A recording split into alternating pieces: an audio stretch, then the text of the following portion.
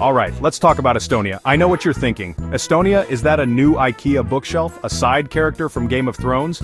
Maybe it's that place somewhere near Russia. Maybe it's that place somewhere near Finland.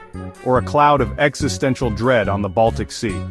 Most Americans, if you ask them to point to Estonia on a map, would probably just gesture vaguely towards Europe and say, over there, somewhere cold. They picture gray skies, serious people in heavy coats, and maybe a bear wrestling a lumberjack. It's the country equivalent of that one quiet cousin at the family reunion who, it turns out, is secretly a millionaire astronaut. But here's the thing, while America has been busy with, well, everything, this tiny nation has been quietly becoming one of the coolest, weirdest, and most futuristic places on the planet. It's like they held a national meeting, decided the 20th century was a bit of a drag, and just skipped ahead to 2077. They looked at the rest of the world and said, you guys are still using paper? That's cute. Nearly every single government service is online. Filing taxes takes about 5 minutes, seriously, 5 minutes. You think the Super Bowl is a big deal? Please. In Estonia, they have the wife-carrying world championships. The prize? The winning woman's weight in beer, brute strength, teamwork, alcohol and beer-fueled celebration. Maybe you'd prefer keeking, a giant 360-degree swing. Build momentum to go all the way over the top. Playground swing, on steroids. Terrifying, mesmerizing. Launch yourself into the sky on a metal contraption. The Witch's Well of Tahala. Most of the year, an unassuming well. After heavy rains, it overflows, gushing water everywhere. Legend. Witches gather in the underworld for a sauna, beating each other with birch branches. Scientists, subterranean river and complex hydrology. Why not both? Let's talk about the Estonian language. If you think English is tough, try wrapping your head around Estonian. It's part of the Finno-Ugric family. Finnish, Hungarian, almost nothing else in Europe. It's often said to sound like Elvish. J.R.R. Tolkien was reportedly inspired by its vowel-heavy melody. It has 14 noun cases, 13 more than any English speaker wants to deal with. Grammar says, no thank you. Estonian says, I'd rather be beautiful and impossible. Every 5 years the Estonian Song Festival, Laulupidu, a combined choir of over 30,000 people singing to an audience of 100,000. Imagine 30,000 voices in perfect harmony. The sound can make your soul vibrate. In the late 1980s, Estonians gathered in the hundreds of thousands. They sang patriotic songs. They protested for independence. They didn't use guns. They didn't use tanks. They used their voices. If you want to understand the Estonian soul, you have to understand the sauna. For Estonians, the sauna is not a luxury. It's not something you do at a fancy spa with cucumber water and gentle Enya music playing in the background. No, the sauna is a sacred, almost mystical ritual. It involves getting incredibly hot, then beating yourself, and sometimes others, with a bundle of birch or oak branches called a vit. This isn't some sort of punishment. It's meant to improve circulation and exfoliate the skin. Honestly, it feels exactly as weird as it sounds. After you've been thoroughly steamed and whipped, the next step is to run outside and jump into a freezing cold lake. Or, roll around in the snow. Yes, even in the dead of winter.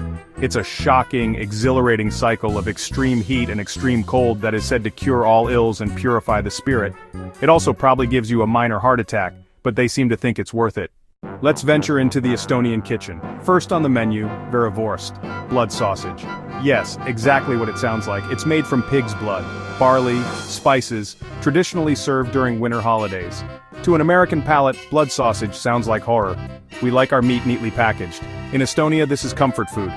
Next bread, Estonian black bread, liib, not your grocery pumpernickel. Dense, dark, slightly sweet rye, a cornerstone of the diet. They eat it with everything. A meal without liib isn't a real meal, a symbol of home and life.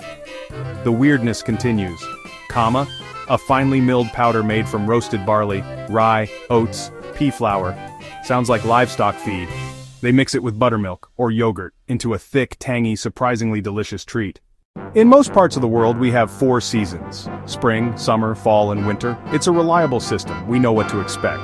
But Estonia, in its infinite weirdness, decided that 4 seasons just wasn't enough. So they added a 5th one. Known as the 5th season, it's a period of massive flooding when the snow melts and the rivers overflow, turning the entire landscape into a vast, shallow lake. Roads disappear, forests become swamps, and the only way to get around is by canoe. Imagine waking up one morning and your front yard is now a waterfront property. But do they complain? Do they call FEMA? No, they just get out their canoes. For them, the fifth season is not a natural disaster. It's a unique and beautiful part of the year. You can literally paddle a canoe through a forest, gliding between the trunks of birch trees and pine trees. It's a stunning display of humans living in harmony with the whims of nature, rather than fighting against them. Here's a paradox for you. Estonians are, by and large, a nation of introverts. They value personal space. They're not big on small talk. Their idea of a traffic jam is two cars waiting at the same red light. There's a popular Estonian joke. How can you spot an extroverted Estonian? He's the one staring at your shoes when he's talking to you. So how on earth did this nation of quiet, reserved people invent one of the most revolutionary communication tools in modern history? Yes, Skype was created by a team of Estonian developers. The software that allows millions to talk, to connect, to see each other's faces across vast distances, was born in a country where people actively avoid making eye contact with strangers.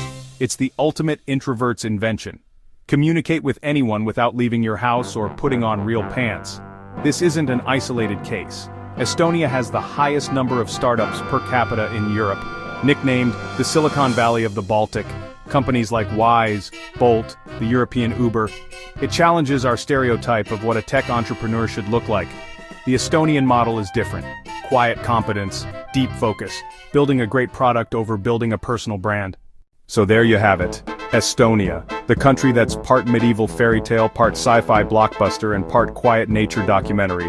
It's a place where you can vote online but also believe a flood is caused by witches in a sauna. It's a nation of introverts who built the tools for global conversation. It's a country that fought for its freedom with songs, and then proceeded to build a digital society that puts the rest of us to shame. We've barely scratched the surface. We didn't even get to the fact that it has the most meteorite craters per square kilometer in the world, or that over 50% of the country is forest, making it one of Europe's greenest nations, or that they have a national epic hero named Kalevipoeg, who is a giant that throws stones and battles demons. And maybe, just maybe, consider paying it a visit, or at the very least, Google it. Go down the rabbit hole of e-residency, keeking, and the singing revolution. Because in a world that feels increasingly homogenous, a little dose of Estonian weirdness is exactly what we need. Go discover the secret for yourself. Just be prepared to eat some blood sausage and maybe jump in a frozen lake. It's all part of the experience. And who knows, you might even see an extrovert staring at your shoes.